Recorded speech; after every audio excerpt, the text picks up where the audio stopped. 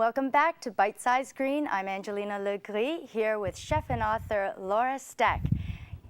Laura, you're going to show us some cool cuisine. Tell us about cool cuisine and what you're going to do for us. We have got some cool cuisine for you. Well, of course, cool cuisine would be the opposite of hot cuisine, which would be the foods that are contributing to what we call in the book the global warming diet. And again, the global warming diet are those 6 ways that our food affects the environment or actually increases global warming. So a cool cuisine is the opposite of that.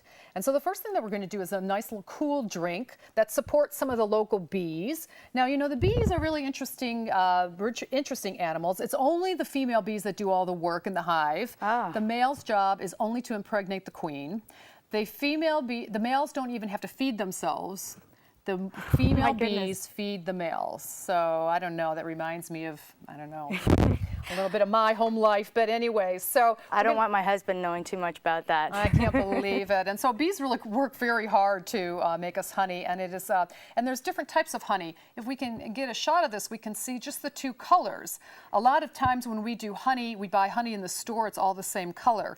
And actually honey is very, very different. You can have very dark honey, you can have medium honey like this, which is a wildflower honey. You can have a light honey, which is a sage, and it actually affects the flavor of the honey. So it's important to try to learn a little, taste the different types of honeys, buy local honeys that support that are supporting our bees and our local beekeepers, and then trace the difference, because there is definitely a difference between sage, which is very light, wildflower, which is almost which is flowery and kind of fruity, and like a buckwheat honey, which is kind of like molasses. So.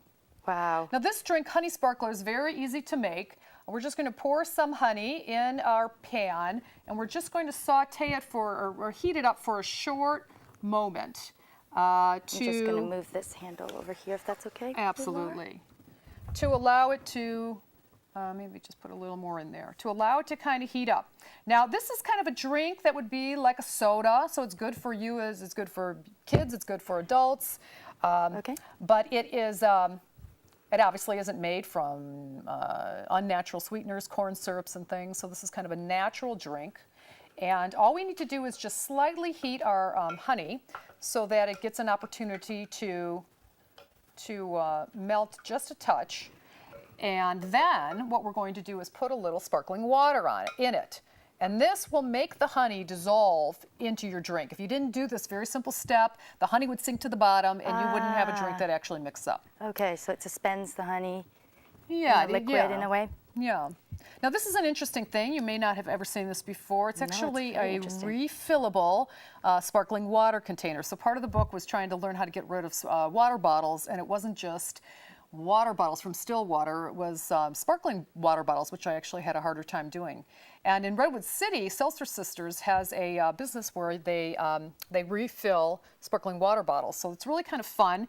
You just kind of squeeze it in to add a little bit of sparkling water, but the bottle has a valve top so that when you release that trigger, then it will seal back up again. So you can actually keep that in your refrigerator for a week, and the sparkles won't go out of it because it actually seals itself back. That's great, because every time I open up a bottle and I don't finish it, I lose a lot of fizz. I know, it's it's not a good thing. So I don't know if we can get a picture of this with the camera, but you'll notice the inside of this pan is frothy. It's like a honey latte. So there's so much you can do with this very simple little dish. But we're just going to, for now, tilt it. Oh, okay, let's see. There we go.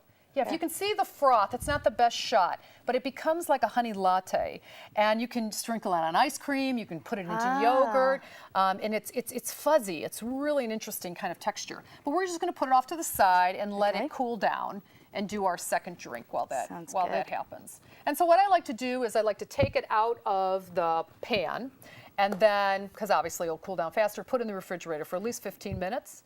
Or you can put it in the refrigerator for a week or 2 or 3. Really? So it'll last. You can make a lot of it. It will last, and it will be cool. And then in just a second, we'll show you what the next step is. That's great. It's simply putting it into the sparkling water.